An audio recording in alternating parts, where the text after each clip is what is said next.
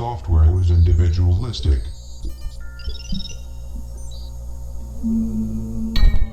The art of programming from the garage or bedroom and distributing your personal work via floppy disks was a common pastime. Magazines featured typing programs and were dedicated to sharing code that people could follow along with to build a game, using the code as a blueprint.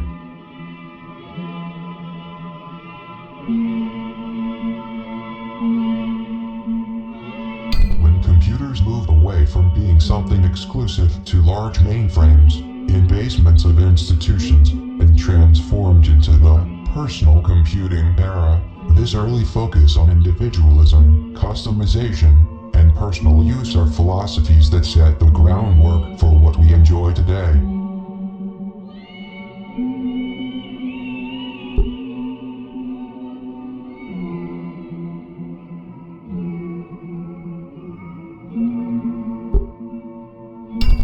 Even so, as threatened as that precarious creative independence in digital art always is, there's still echoes of that personal empowerment obvious in independent software development.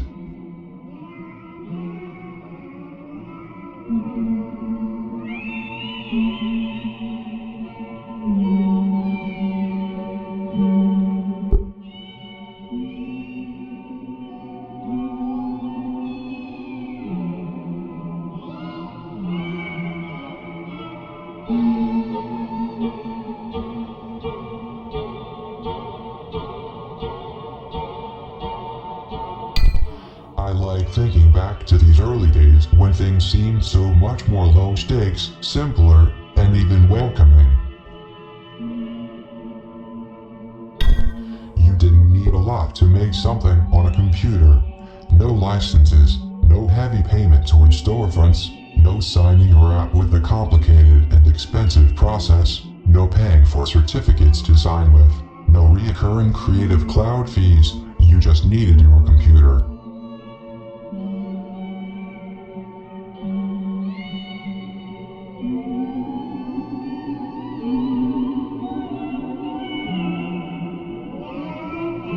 Distribution was simple too. If you wanted to share what you made, you could post it online or share it on something small and physical.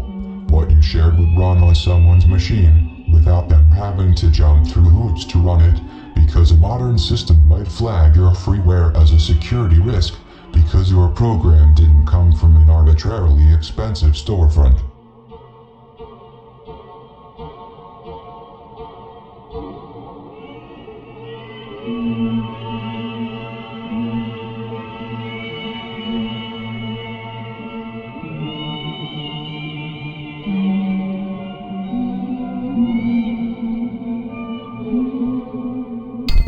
When the internet gained popularity, games and software were distributed as downloads.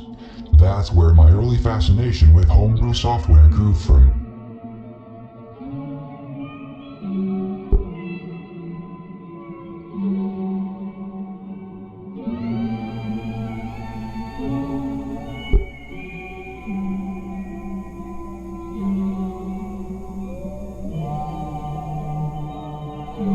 I would spend hours collecting silly strange digital artifacts that programmers made and shared. I still have some of them. They still run. I'm never letting them go.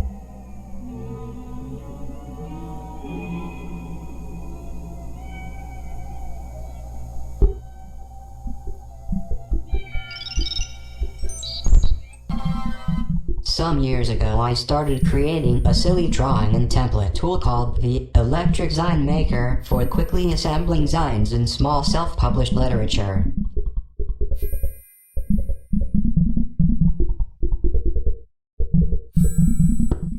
The Electric Zine Maker was meant to be a very simple black and white drawing tool that would output to the popular 8-page folded zine format, just for me and my friends.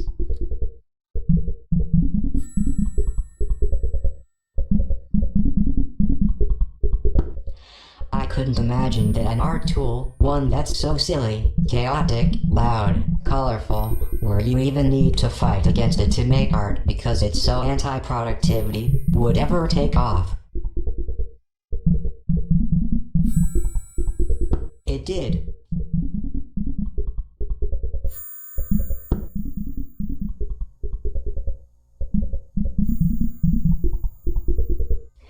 The electric sign maker grew into supporting many more bizarre and goofy tools, as well as a large variety of sign templates that you can output to.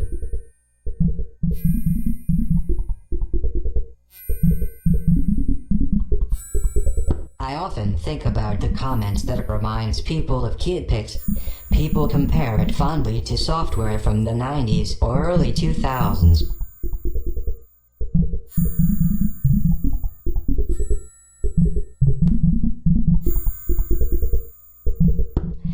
Software that was much more individualistic, that even allowed itself to be silly, weird, unusual, instead of the corporate template of what software is that we have today.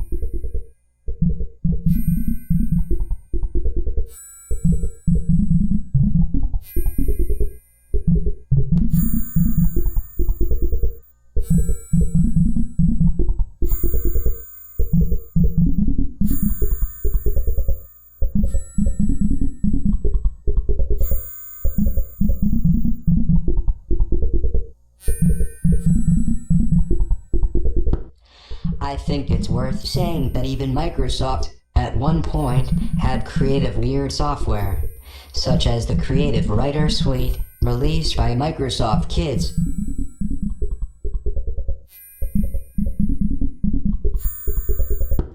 The Electric Sign Maker features a little potato assistant because it's part of my potatoware suite of software. Potatoware is a creative tangent I fell into where each program I make features a potato and is a parody of popular software, but made to be useless.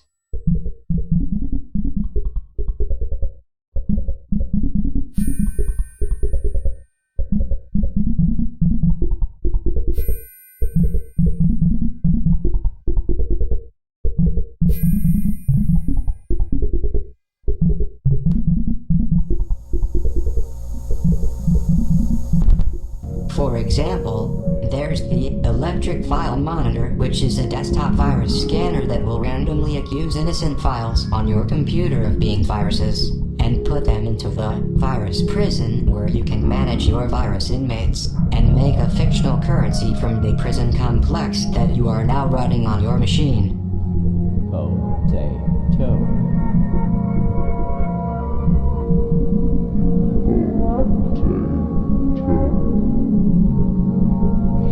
There is an Electric Love Potato desktop assistant, which is just a giant potato that lives on your screen and randomly sings to you, as well as generating random potato recipes.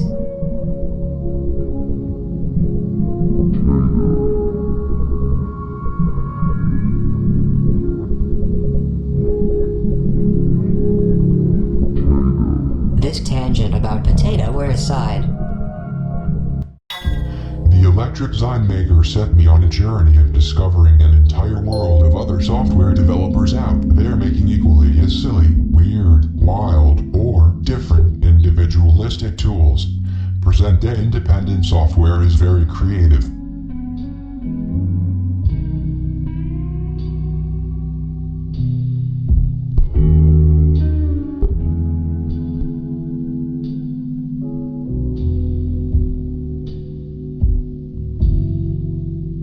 There's so much, but you'll hear very little about it.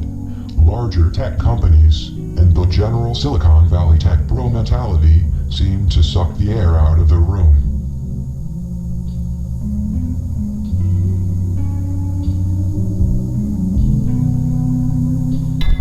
It's unfortunate that this mainstream determines so much popular perception of what software is when you have entire subcultures offering alternative views of what a program or a game is.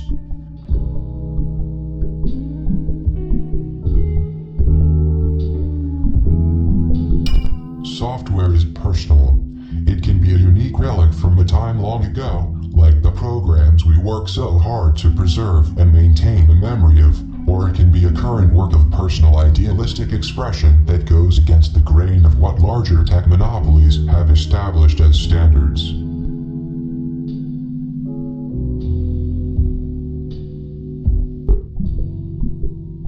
My journey with the electric sign maker taught me that softwares aren't just as much as games are art.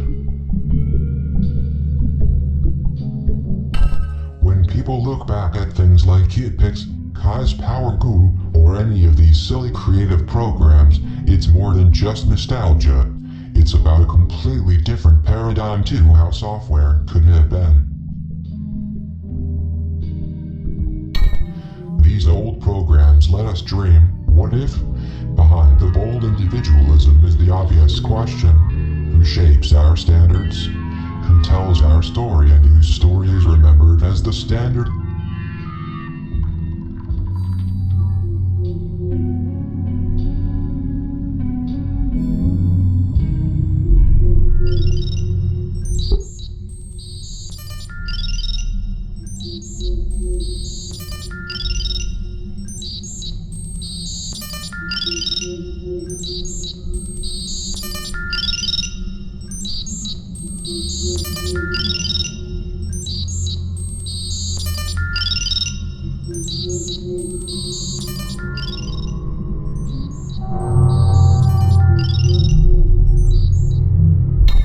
An individual's exploration of personal expression in the digital realm is at the heart of computers.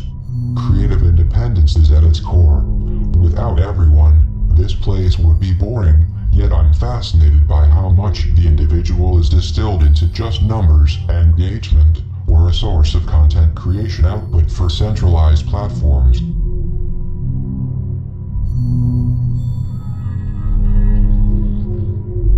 In the present era, where tech monoliths are chasing the AI dream, despite outrage from their user bases, I think it's an interesting time to look at what individualism even means.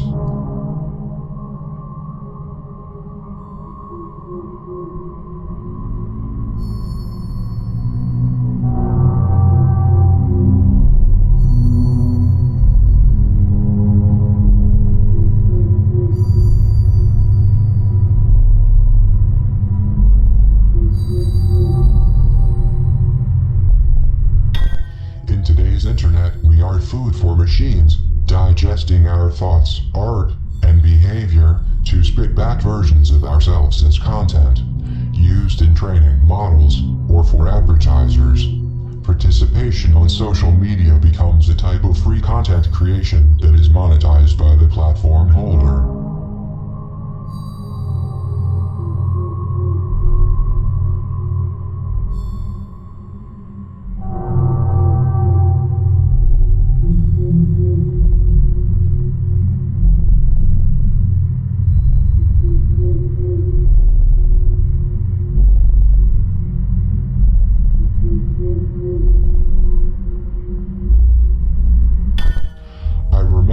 Discussions where people argued that they should receive royalties from social media for creating content for them. Most social media platforms reserve the right to license anything a user posts on the site royalty-free.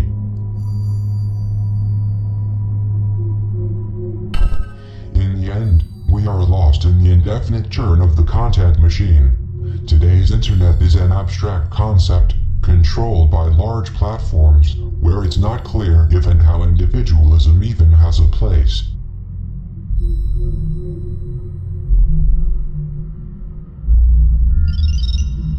Even GeoCities and MySpace let their users customize their pages. Today's social media does not offer this. I think it's a fascinating transition from people first to the brand of the owning entity being first.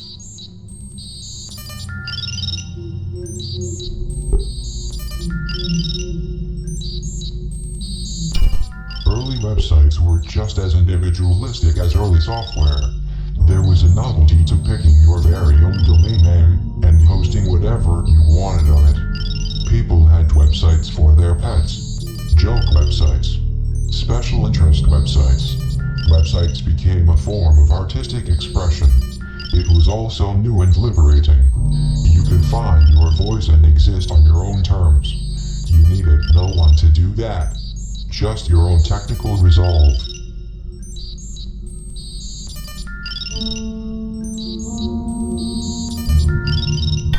Each website was a unique portal into someone's world.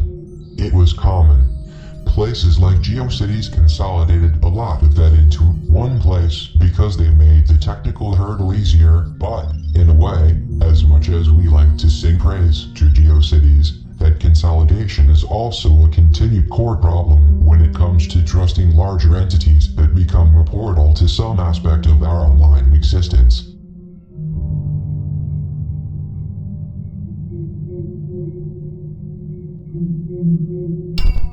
A budding online startup will convince us to join their platform, create a dependency on them, and either get bought by a larger company and eventually shut down, or exploit their user base.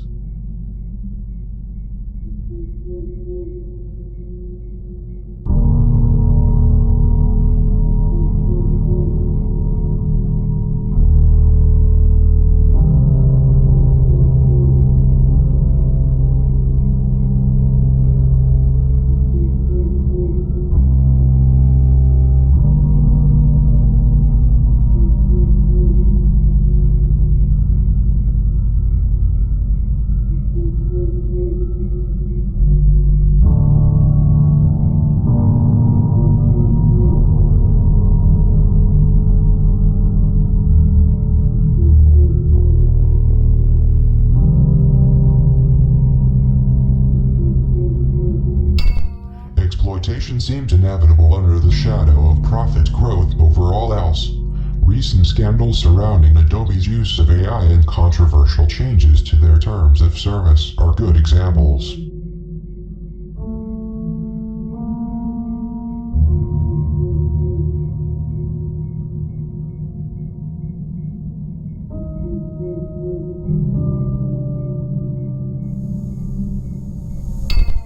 Pieces of internet history have been lost because of some decision arbitrarily made by people in the boardroom, or changes to a terms of service. This is the same for any technology. Flash, for example. Digital art is a snake eating its own tail.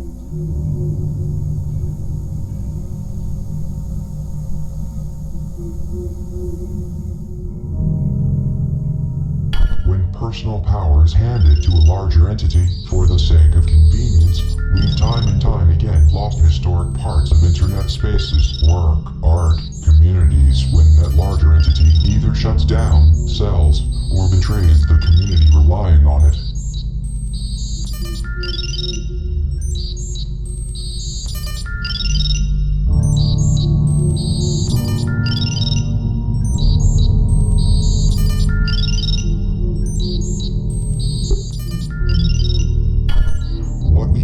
Dismembered and reconstituted for the next rendition of tech capital.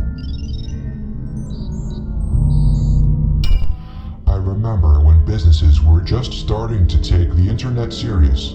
Then the dot-com bubble burst, but that didn't stop this shift. I distinctly remember the feeling that business was taking over the internet, molding it to its own capitalist vision, use cases, preferences, changing how everyone else used it. It seems like it never stopped.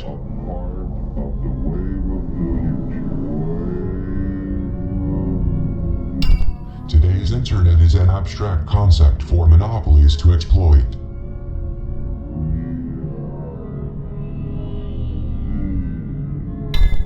The current AI gold rush is a perfect manifestation of mass consumerism. In this internet, nothing matters anymore. No reality, no accuracy of information. Not really art, but something else. It's all food to digest and regurgitate back to an abstract concept of consumers. It is the crowning jewel of what tech-pro-capitalism is all about. Mass consumerism has consumed all meaning here.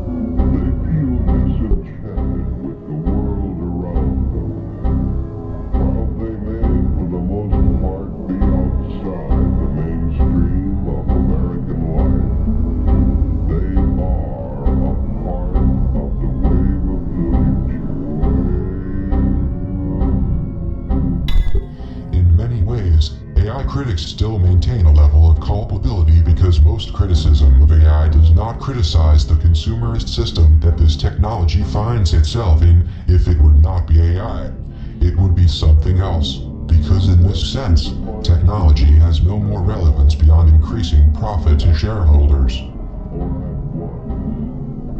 Seldom has the nation been able to witness such The groundwork has long been laid where we exist online, according to the terms of another entity that is allowing us to exist on their platform. We create content and value for them, which the entity has a right to exploit. We've been reduced to scrapable information a long time ago.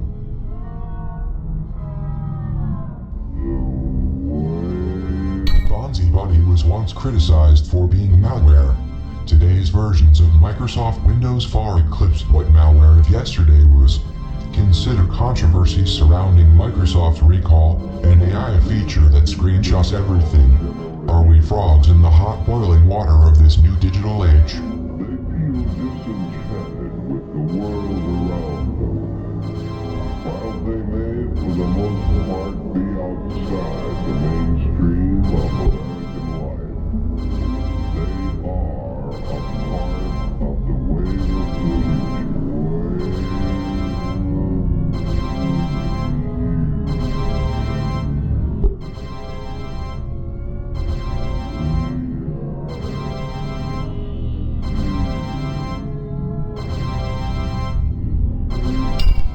Like GeoCities or MySpace, fondly remembered, not for their own controversies, most of these places built their platform on offering convenient access to a level of personal expression and community that is naturally part of the internet and computers. People don't need them to have a website or stay connected to friends, but we've ended up with a dependency on these centralized spaces nonetheless. I grew up learning how to host and maintain my own websites. It's by no means a difficult thing to do. I always thought it's a basic life skill you need to know in order to maintain your creative independence. Many after my generation of nerds have no idea that this is a thing you can do or where to even start.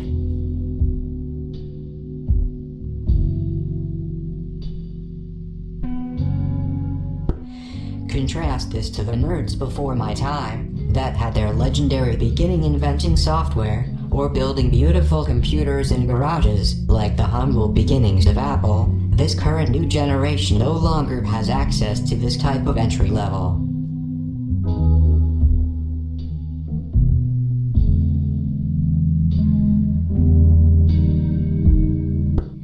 The current generation needs trust fund money, seed money, angel investors, just to cover the basic costs of building and distributing software the proper established way.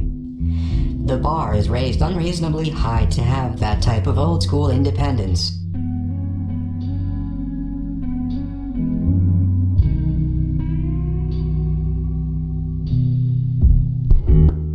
The irony is that the bar for entry was raised by the very people who benefited from it being so low.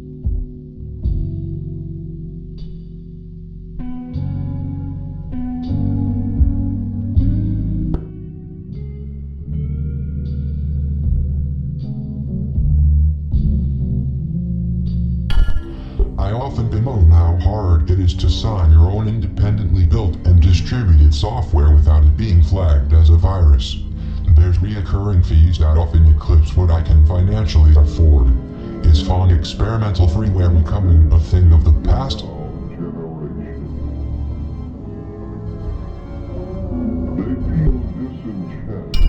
Developers interested in distributing their art are expected to have their work funneled through very difficult to exist on digital storefronts that require annual fees.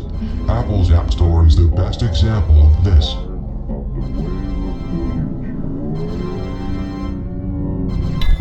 After which developers must navigate the heavy-handed control of these monopolies that dictate what type of work is or isn't allowed on these storefronts. Guidelines often exclude experimental work. It is hard to go against that grain. Webster defines the word now as meaning at the moment.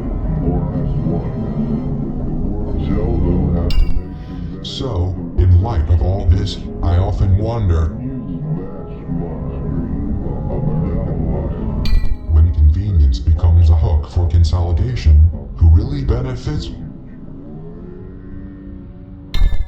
Loss of tech literacy is a scary reality to consider, especially when you grew up making your own websites, software, games, digital art, and you see younger people not know what a file system is because they grew up with walled gardens, apps, and the cloud.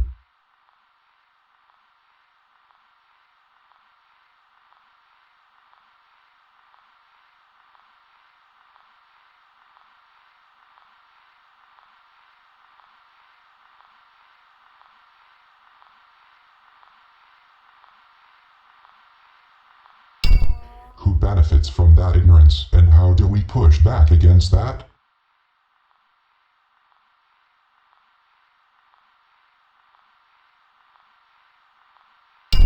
How do we maintain tech literacy so that the next generation remembers that creating software is for them too?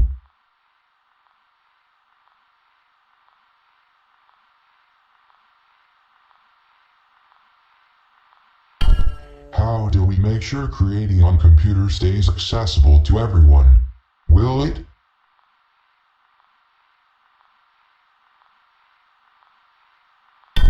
We are more than just consumers. We are participants too. Early software was individualistic.